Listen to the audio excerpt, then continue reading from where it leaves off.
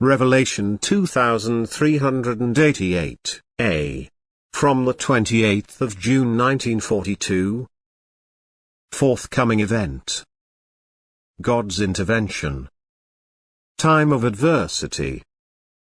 The nations will rage against each other without mercy and inflict the greatest possible damage on themselves. People will be gravely affected by this, and suffering and grief will be their constant companions. People's heartlessness is immense and will even keep growing, and thus they will draw divine intervention ever closer to themselves.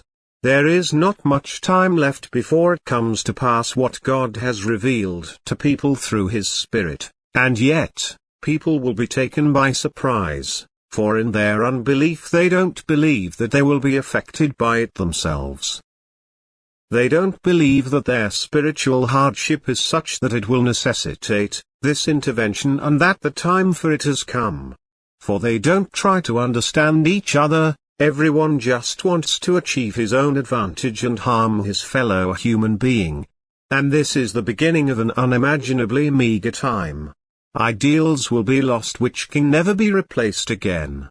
The time has come of which the Lord has spoken on earth. And the said intervention will result in such appalling suffering that people will believe they are incapable of enduring this forthcoming time. And yet, no one will be able to escape, but, in fear of their life, everyone will hear God's voice speaking loudly and clearly to humanity. The extent of the destruction will make many people equally poor. Great demands will be made on people's love. For only active neighborly love will be able to handle this misery while raising the spiritual low at the same time. For a loving person will not leave his fellow human being without help, and this activity of love will lead to spiritual growth. Every day until then shall be valued, and there will not be many more of them.